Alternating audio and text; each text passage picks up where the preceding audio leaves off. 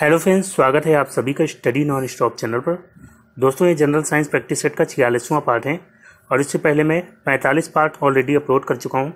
तो इसमें मैं 25 क्वेश्चंस आपको जनरल साइंस के सॉल्व कराता हूँ और जितने भी क्वेश्चंस होते हैं सभी क्वेश्चंस रेलवे के प्रीवियस ईयर एग्जाम से पूछे गए क्वेश्चंस होते हैं, चाहे वो ग्रुप डी के एग्जाम में पूछे गए हों या फिर एनटीपीसी के या फिर एलपी के एग्जाम में पूछे गए हों। तो सभी क्वेश्चंस आपके लिए बहुत इंपॉर्टेंट होते हैं, तो वीडियो को लास्ट तक देखिएगा। और अगर आपको वीडियो अच्छा लगता है तो लाइक और शेयर जरूर करिएगा। और जिन दोस्तों ने अभी तक चैनल को सब्सक्राइब नहीं किया है, सब्सक्राइब करके नोटिफिकेशन बेल को ऑन कर लीजिए ताकि अगला वीडियो जैसे ही अपलोड करूं उसका नोटिफिकेशन आपको सबसे पहले मिल जाए। तो दोस्तों आइए शुरू करते हैं। तो दोस्तों पहला क्वेश्चन है, एक विद्युत बल्ब 220 वोल्ट जनरेटर से जुड़ा है। इसके माध्यम से उत्पन्न धारा 0.50 एम्पियर है। बल्ब कितने पावर का है? तो पावर निकालने के लिए यहाँ पे 3 फॉर्मूले मैं आपको बता दे रहा हूँ। एक तो फॉर्मूला है कि अगर वोल्टेज दिया गया है और करंट दिया गया है, ठीक है, वोल्टेज और करंट दिया गया है तो P = V × I होता है। और अगर आपको दिया गया है करंट दिया गया है और रेजिस्टेंस दिया गया है तो P = I²R, ठीक है। और अगर आपको वोल्टेज दिया गया है और रेजिस्टेंस दिया गया है तो P होगा V²/R। तो ये 3 फॉर्मूले हैं पावर निकालने के। तो यहाँ पे जो है हम कैसे निकालेंगे, तो यहाँ पे वोल्टेज दिया गया है 220 वोल्ट और करंट दिया गया है 0.5 एम्पियर, ठीक है। तो यहाँ पे P = VI, यानी कि P क्या हो जाएगा 220 वोल्ट इंटू I यानी कि 0.5। तो यहाँ पे 220 का 0.5 से मल्टीप्लाई होगा तो ये आ जाएगा 110, ठीक है। और 110 और पावर की जो है यूनिट क्या हो जाएगी, तो वाट, ठीक है। तो 110 वाट, यहाँ पे 110 पास्कल भी दिया गया है तो यहाँ पे वाट इसका राइट आंसर हो जाएगा, ऑप्शन सी 110 वाट, ठीक है। अब नेक्स्ट क्वेश्चन है, किस प्रकार के ऊतक से ग्रंथियों का निर्माण करते हैं या किस प्रकार के ऊतक से ग्रंथियों का निर्माण होता है? तो इसका राइट आंसर क्या हो जाएगा, ऑप्शन बी एपिथेलियल ऊतक या एपिथेलियल टिश्यूज से ग्रंथियों का निर्माण होता है। जितनी भी ग्रंथियां हैं हमारे शरीर में, ज़्यादातर ग्रंथियों का निर्माण एपिथेलियल टिश्यूज से होता है, ठीक है। और यहाँ पे दिया गया है तंत्रिका ऊतक, तो तंत्रिका ऊतक से हमारी तंत्रिकाएं बनती हैं और मस्तिष्क हमारा तंत्रिका ऊतक से बना होता है, मेरुरज्जु हमारा तंत्रिका ऊतक से बना होता है, ठीक है। और मांसपेशी जो है, मांसपेशी क्या हो गया, पेशीय ऊतक हो गया, ठीक है। चाहे हमारी ऐच्छिक मांसपेशियां हो या अनैच्छिक मांसपेशियां, वो सब पेशीय ऊतक से बनी होती हैं। और हृदय पेशियां भी पेशीय ऊतक से बनी होती हैं, तो ये पेशीय ऊतक से बनी होती हैं मांसपेशी। और संयोजी ऊतक क्या होता है, तो संयोजी ऊतक जो जोड़ने का कार्य करते हैं, जैसे हमारी अस्थियां हो गई और जो टेंडन यानी कंडरा होती है जो अस्थियों को मांसपेशियों से जोड़ती है, और जो हमारे लिगामेंट्स होते हैं यानी कि स्नायु जो हड्डियों को हड्डियों से जोड़ते हैं, तो ये सब क्या है, संयोजी ऊतक हैं, ठीक है। इसके अलावा कार्टिलेज हो गया, उपास्थि, और ब्लड भी संयोजी ऊतक होता है, ब्लड तरल संयोजी ऊतक होता है। तो यहाँ पे राइट आंसर क्या हो जाएगा, ग्रंथियों का निर्माण कौन करते हैं, तो एपिथेलियल टिश्यू, ऑप्शन बी इसका राइट आंसर होगा। अब नेक्स्ट क्वेश्चन है, सबसे बाहरी ऑर्बिट में किसमें इलेक्ट्रॉन संख्या समान होती है? तो सबसे बाहरी कक्षा में इलेक्ट्रॉन संख्या किसमें समान होती है? तो आप सभी को पता है कि किसी भी ग्रुप में, पीरियोडिक टेबल में किसी भी ग्रुप में जितने भी तत्व होते हैं उनके सबसे बाहरी कक्षा में इलेक्ट्रॉनों की संख्या समान होती है, ठीक है। तो यहाँ पे हम देख लेंगे कौन से जो है सेम ग्रुप के तत्व हैं। तो ऑक्सीजन ये जो है 16वें ग्रुप का तत्व होता है, फ्लोरीन आपका 17वें ग्रुप का तत्व होता है, तो यहाँ पे अलग अलग हो गया। फिर है यहाँ पे आर्सेनिक और यह है बिस्मथ।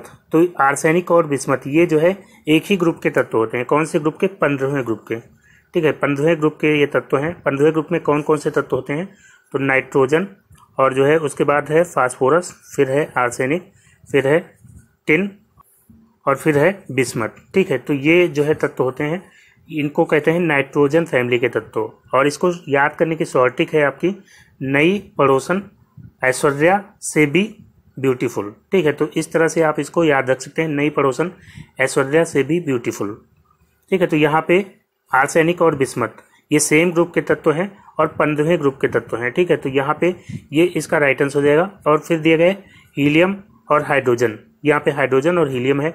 तो हाइड्रोजन आपका पहले ग्रुप का तत्व होता है, फर्स्ट ग्रुप का, और हीलियम आपका होता है 18वें ग्रुप का। तो यहाँ भी अलग अलग है। ऑर्गन 18वें ग्रुप का होता है, और यहाँ पे पोटेशियम है, तो पोटेशियम पहले ग्रुप का होता है, ठीक है। तो यहाँ पे बी ऑप्शन इसका राइट आंसर हो गया। अब नेक्स्ट क्वेश्चन है, निम्न में से किस वैज्ञानिक ने सुझाव दिया था कि तत्वों के प्रतीकों का निर्माण तत्व के नाम के एक या दो अक्षर से किया जा सकता है? तो ये सुझाव दिया गया था बर्जीलियस के द्वारा। ठीक है, बर्जीलियस के द्वारा ये सुझाव दिया गया था। इन्होंने सुझाव दिया था कि तत्व के प्रतीकों का निर्माण तत्व का जो नाम है उसके एक या दो अक्षर से किया जाएगा। ठीक है, तो कुछ ऐसे तत्व हैं जिनका एक ही अक्षर होता है, एक ही अक्षर का सिंबल होता है, जैसे हाइड्रोजन है और ऑक्सीजन है। तो यहाँ पे शुरुआत का पहला अक्षर ले लिया गया।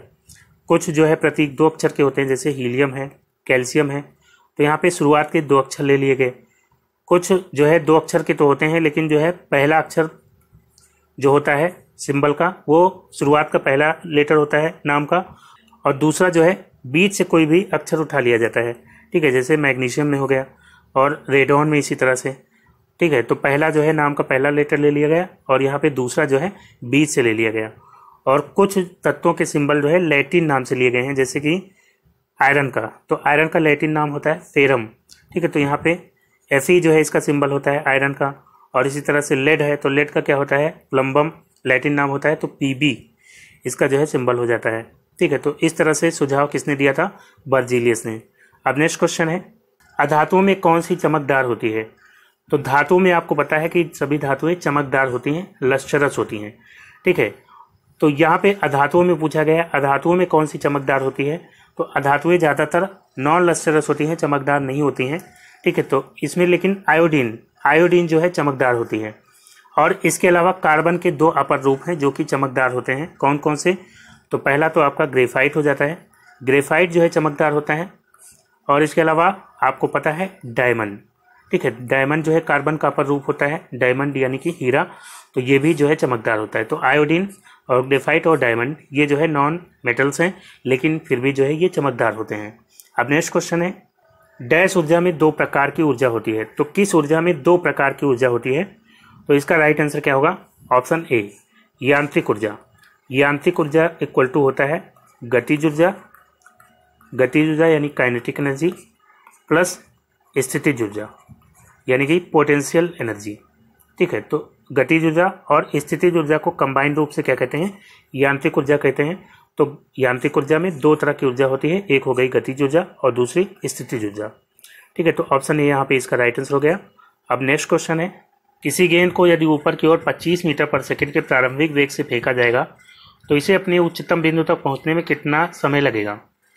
तो कोई गेंद है, इसको ऊपर की ओर फेंका जा रहा है। ठीक है, ऊपर की ओर फेंका जा रहा है और कितने वेग से, 25 मीटर पर सेकंड के वेग से फेंका जा रहा है। तो जैसे जैसे ऊपर जाएगी इसका वेग कम होता जाएगा। क्यों कम होता जाएगा, क्योंकि ग्रेविटी इसको अपनी तरफ खींच रही है, धरती जो है इसको अपनी तरफ खींच रही है। ठीक है, ग्रेविटी यानी गुरुत्व त्वरण। तो यहाँ पे गुरुत्व त्वरण लग रहा है और ये त्वरण कैसा होगा, अपोजिट साइड में होगा, यानी कि निगेटिव एक्सेलरेशन लग रहा होगा, जो कि इसको रोकने का प्रयास करेगा। और ये जो वस्तु है, जो गेंद है, ये धीरे धीरे इसकी स्पीड कम होती जाएगी और एक समय ऐसा आएगा जब इसकी स्पीड 0 हो जाएगी। ठीक है, वही इसका उच्चतम बिंदु होगा। उसके बाद जो है ये गेंद फिर से वापस आ जाएगी धरती पर। ठीक है, तो ये उच्चतम बिंदु होगा और उस समय इसकी स्पीड क्या होगी, 0, यानी कि अंतिम वेग v इक्वल टू क्या हो जाएगा, 0। ठीक है, जब यहाँ पे होगी तो इसका स्पीड क्या हो जाएगा, 0 मीटर पर सेकेंड। तो अंतिम वेग हो गया 0 और प्रारंभिक वेग कितना दिया गया है, 25 मीटर पर सेकेंड। तो यहाँ पे u इक्वल टू हो जाएगा 25 और हमें टाइम निकालना है। ठीक है, कितना समय लगेगा उच्चतम बिंदु तक पहुंचने में। ठीक है, तो यहाँ पे जो है गति का पहला समीकरण लग जाएगा। पहला समीकरण क्या होता है, v equal to u plus a t. तो v का मान क्या है, 0 है, 0 हो गया।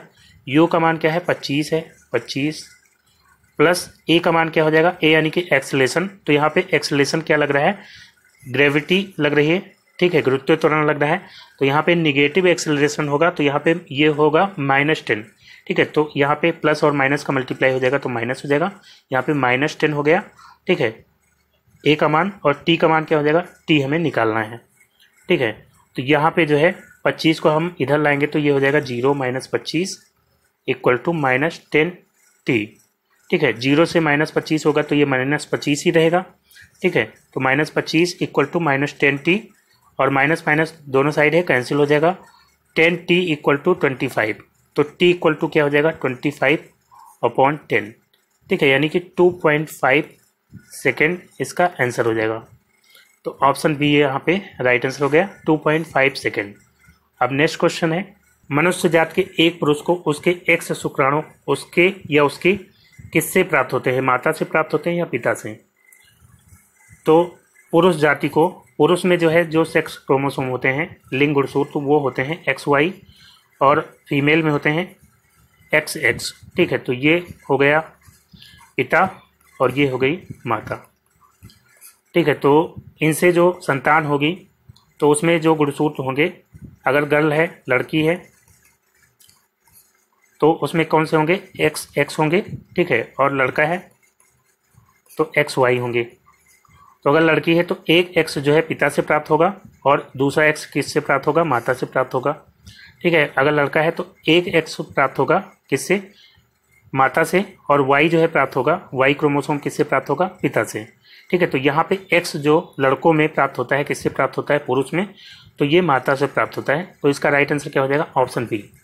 ठीक है, अगर पूछा जाता स्त्रियों में यानी फीमेल्स में जो है X क्रोमोसोम किससे प्राप्त होते हैं, तो दोनों से प्राप्त होते हैं। X एक जो है प्राप्त होता है पिता से और एक प्राप्त होता है किससे, माता से। ठीक है, तो यहाँ पे बी ऑप्शन इसका राइट आंसर हो गया। अब नेक्स्ट क्वेश्चन है, निम्न में से कौन सा कथन ध्वनि और प्रकाश तरंगों के बारे में सही है। पहला कथन क्या दिया गया है, दोनों अनुप्रस्थ तरंगें होती हैं। तो ये कथन क्या होगा, गलत होगा। दोनों अनुप्रस्थ नहीं होती हैं, एक अनुदैर्ध्य होती है, दूसरी अनुप्रस्थ होती है। बी ऑप्शन क्या दिया गया, दोनों अनुदैर्ध्य तरंग होती है, तो ये भी गलत हो जाएगा। सी ऑप्शन है ध्वनि तरंग अनुप्रस्थ होती है, प्रकाश तरंग अनुदैर्ध्य, तो यहाँ पे ये भी गलत है, ध्वनि तरंग अनुदैर्ध्य होती है।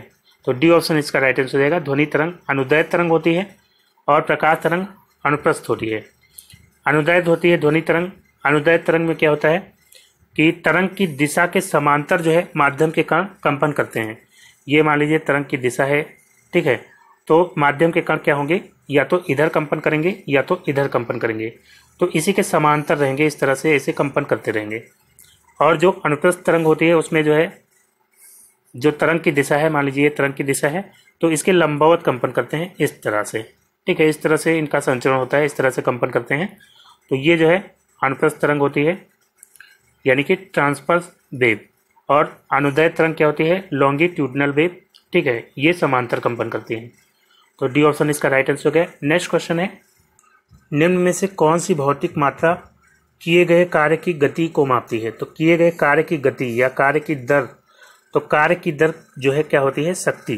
ठीक है, कार्य करने की दर को क्या कहते हैं, शक्ति कहते हैं या पावर कहते हैं, और इसे P से डिनोट करते हैं। और P इक्वल टू क्या होता है, वर्क डन अपॉन टाइम। ठीक है, कार्य बटे समय।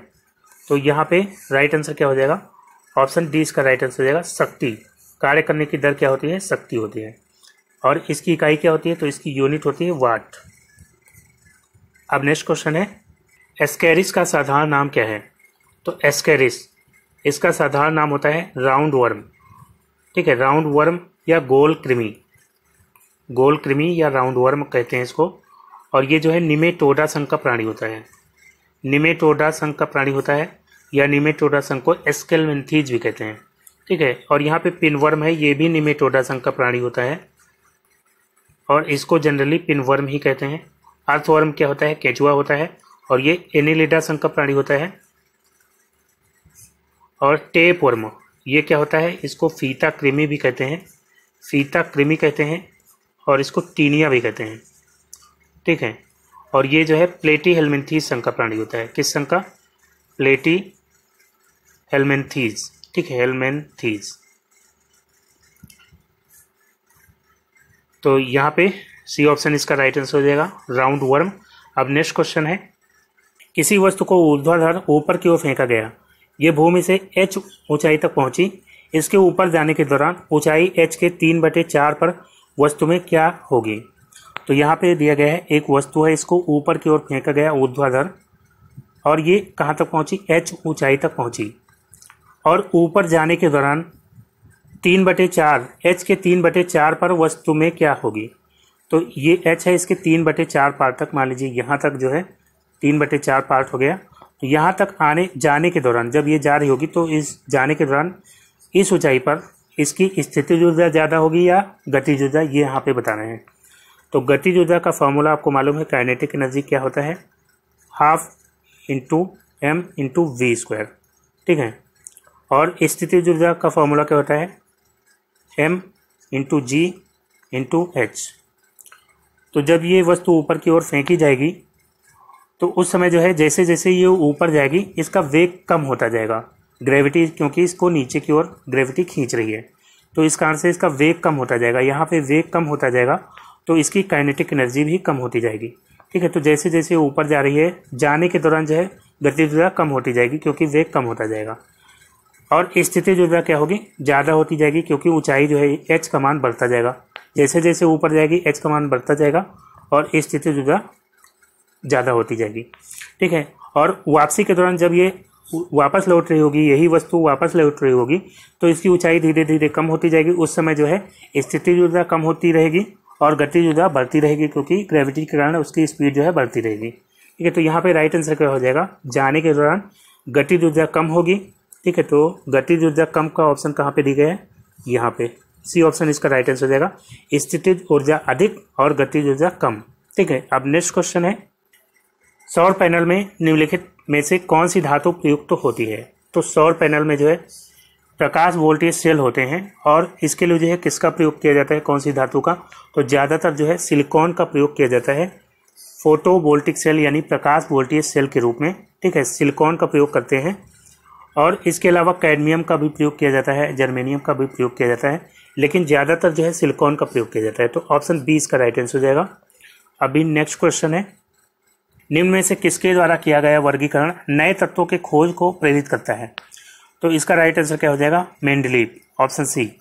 मेंडलीव ने जो वर्गीकरण किया था तत्वों का, जो इन्होंने आवर्त सारणी बनाई थी, तो इसमें इन्होंने 3 तत्वों के लिए अलग से जगह छोड़ दी थी। ठीक है, 3 तत्वों के लिए इन्होंने अलग से जगह छोड़ दी थी और इन तत्वों के बारे में इन्होंने भविष्यवाणी भी कर दी थी कि इन तत्वों की प्रॉपर्टी कैसी होगी।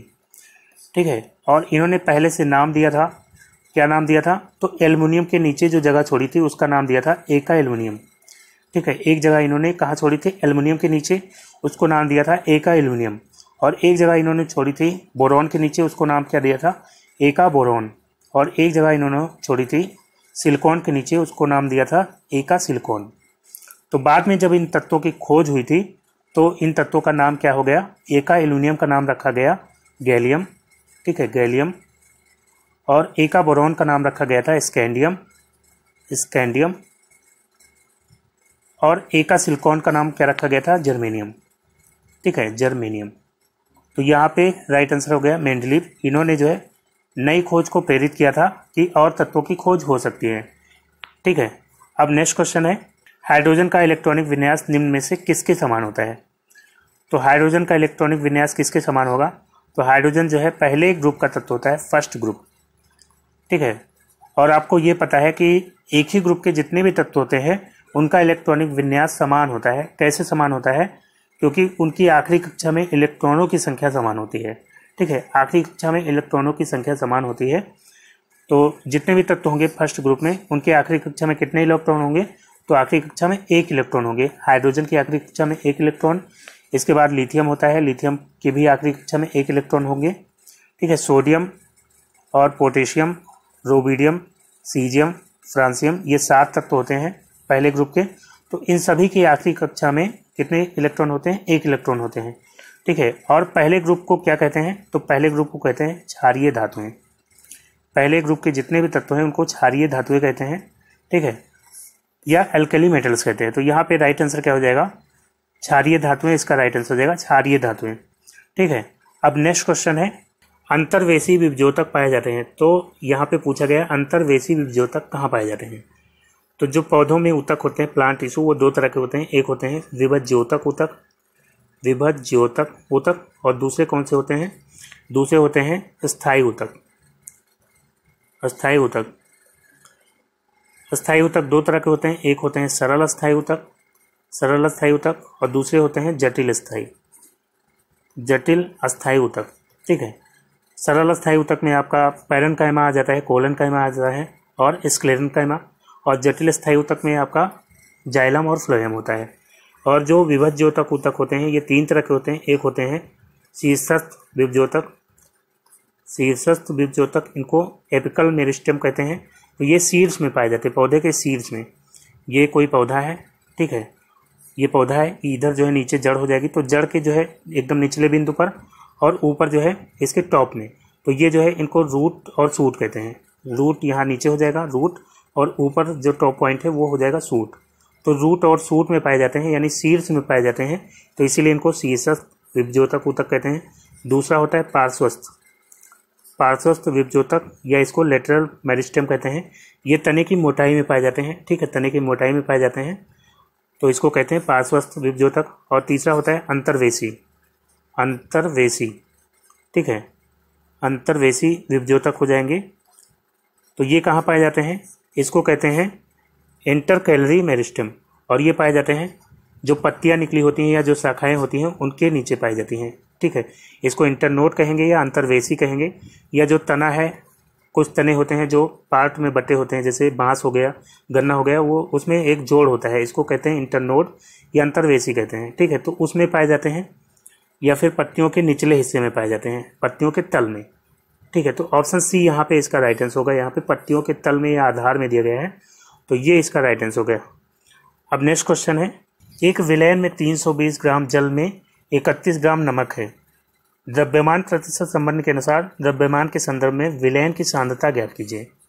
तो द्रव्यमान प्रतिशत संबंध के अनुसार विलयन की सांद्रता ये जो है प्रतिशत में आएगी, और इसका फॉर्मूला क्या होता है, ठीक है, सांद्रता होती है विलेय की कुल मात्रा, ठीक है। विलयन में विलेय की मात्रा,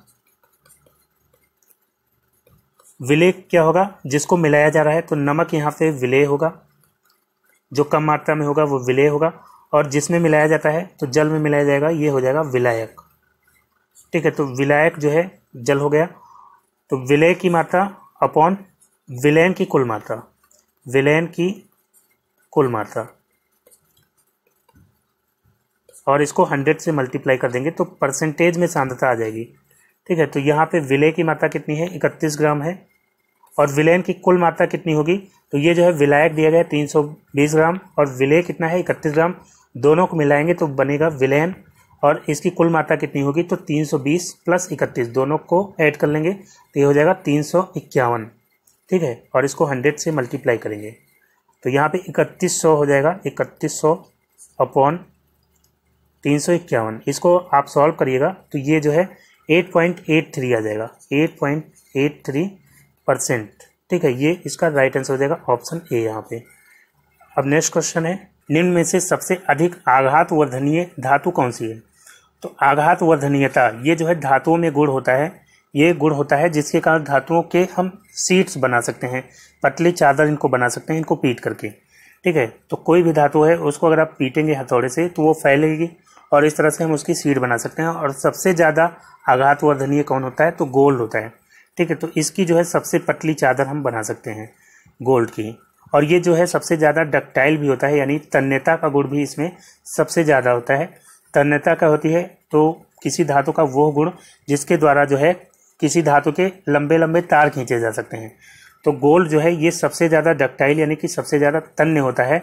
और अगर इसका 1 ग्राम ले लें, 1 ग्राम गोल्ड से कितना लंबा तार खींच सकते हैं, तो आपको यकीन नहीं होगा कि 2.4 किलोमीटर लंबा तार 1 ग्राम गोल्ड से खींचा जा सकता है, ठीक है। तो यहाँ पे गोल्ड जो है इसका राइट आंसर हो जाएगा। अब नेक्स्ट क्वेश्चन है, निम्न में से कौन सा रासायनिक परिवर्तन का उदाहरण नहीं है। तो रासायनिक परिवर्तन में क्या होता है, कोई भी परिवर्तन होने के बाद अगर उसको दोबारा से पुरानी अवस्था में नहीं ला सकते तो उसको कहते हैं रासायनिक परिवर्तन।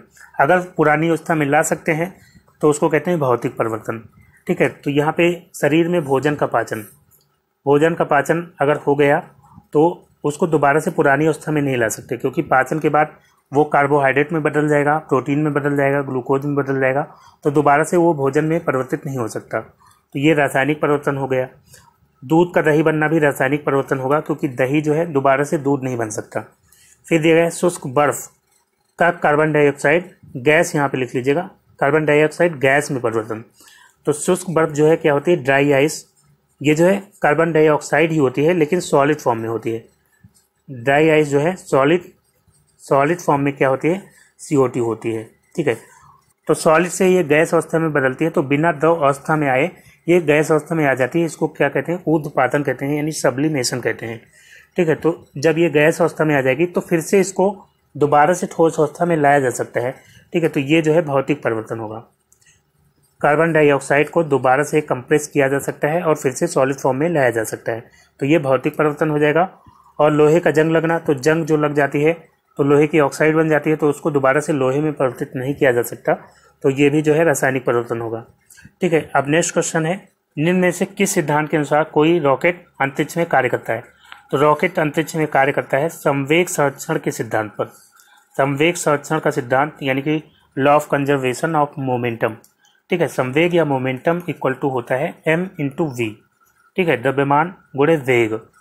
और मान लीजिए दो वस्तुएं हैं, उनमें टक्कर होती है, तो टक्कर से पहले उनका जो कुल संवेग था, टक्कर के बाद भी उनका कुल संवेग बराबर होता है, तो इसी को कहते हैं संवेग संरक्षण का सिद्धांत।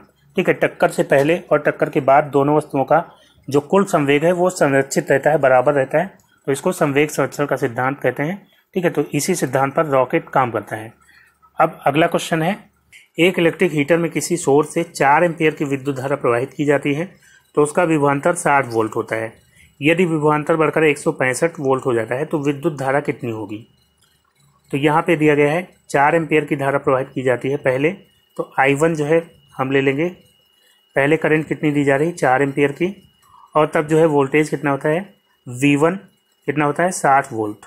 ठीक है, और विभवांतर बढ़कर 165 वोल्ट हो जाता है, तो V2 कितना हो जाता है 165 वोल्ट हो जाता है, तो उस समय विद्युत धारा कितनी होगी, यानी कि I2 का मान।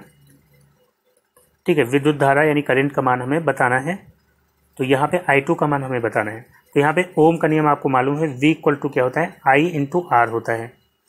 ठीक है, तो R जो है दोनों कंडीशन में सेम होगा, क्योंकि इलेक्ट्रिक हीटर वही है तो उसका रेजिस्टेंस तो सेम ही होगा। ठीक है, तो यहाँ पे वोल्टेज कितना दिया गया है 60 वोल्ट, और I का मान कितना है 4 है, और R का मान कितना है, R हमें निकालना है, तो R इक्वल टू क्या हो जाएगा 60/4 हो जाएगा, यानी कि 15 हो जाएगा। 15 ओम ये आ गया रेजिस्टेंस। ठीक है, हीटर का जो है प्रतिरोध आ गया 15 ओम। और अब यहाँ पे R की वैल्यू हम पुट करके V इक्वल टू I/R, तो R की वैल्यू पुट करके I का मान हम निकालेंगे, तो V कितना है 165 है, और I हमें निकालना है I2, और R कितना है, R दिया गया है 15। ठीक है, 15 हमने यहाँ पे निकाला, तो I इक्वल टू क्या हो जाएगा 165/15, 15 एकम 15 और 15 एकम 15, तो 11 एम्पियर ये आ जाएगा करंट 2, I2 का मान आ जाएगा 11 एम्पियर। ऑप्शन डी यहाँ पे राइट आंसर होगा। अब नेक्स्ट क्वेश्चन है, जब कोई वस्तु एक समान गति से गति कर रही है तो उसका त्वरण क्या होगा? तो त्वरण यानी एक्सेलरेशन आपको मालूम है कि वेग परिवर्तन की दर को क्या कहते हैं, त्वरण कहते हैं। और कोई वस्तु एक समान गति से गति कर रही तो यानी कि उसके स्पीड में कोई चेंज नहीं हो रहा है, तो अगर कोई चेंज ही नहीं हो रहा है तो वेग परिवर्तन की दर जो है क्या होगी, 0 होगी। तो ऑप्शन सी इसका राइट आंसर हो जाएगा। ठीक है, 0 इसका आंसर हो जाएगा, क्योंकि एक्सेलरेशन क्या होता है v - u/t, अंतिम वेग माइनस प्रारंभिक वेग अपॉन टाइम। तो अंतिम वेग भी वही है और प्रारंभिक वेग भी वही है, तो दोनों को अगर माइनस करेंगे तो 0 आ जाएगा, और 0/t, तो 0 के नीचे कुछ भी होगा तो 0 हो जाएगा, तो इस स्थिति में त्वरण क्या होगा 0 होगा। ठीक है, अब नेक्स्ट क्वेश्चन है, तत्व X एक ऑक्साइड का निर्माण करता है जिसका सूत्र X2O3 है। तत्व X का आवर्त सारणी में किसकी भांति समान समूह होने की अधिक संभावना है? तो कोई तत्व है X, वो ऑक्साइड का निर्माण करता है, यानी ऑक्सीजन से क्रिया करेगा तो ऑक्साइड का निर्माण करेगा, और ऑक्साइड का निर्माण करता है तो क्या बनता है X2O3। ठीक है, जो यौगिक बनता है वो क्या होता है X2O3 होता है। तो आपको मालूम है कि हम क्रॉस मल्टीप्लाई करते हैं इस तरह से, तो यहाँ पे X के साथ 2 है, तो यानी कि ऑक्सीजन की वैलेंसी क्या रही होगी 2 रही होगी, और ऑक्सीजन के साथ यहाँ पे 3 है, तो यहाँ पे X के साथ X की वैलेंसी क्या रही होगी 3 रही होगी। ठीक है, तो यहाँ पे X की वैलेंसी क्या रही होगी 3 रही होगी, और 3 यहाँ पे किसकी वैलेंसी होगी, तो सोडियम की वैलेंसी क्या होती है, सोडियम 1 इलेक्ट्रॉन का दान कर सकता है। ठीक है, क्योंकि आखिरी कक्षा में 1 इलेक्ट्रॉन होते हैं इसके, तो 1 इलेक्ट्रॉन का दान कर सकता है। एल्युमिनियम का परमाणु क्रमांक क्या होता है 13 होता है।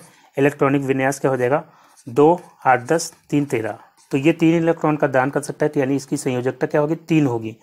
तो जो तत्व होगा वो कौन सा हो सकता है, एल्यूमिनियम हो सकता है, या इसके समान कोई तत्व हो सकता है। ऑप्शन बी इसका राइट आंसर हो जाएगा। सिलिकॉन की संयोजकता भी क्या होती है 4 होती है, और मैग्नीशियम की 2 होती है, तो ये तीनों ऑप्शन गलत है, एल्यूमिनियम इसका राइट आंसर हो जाएगा। ठीक है, अब नेक्स्ट क्वेश्चन है, आपतित किरण और परावर्तित किरण के बीच का कोण 80 डिग्री है, तो आपतित कोण का मान क्या होगा?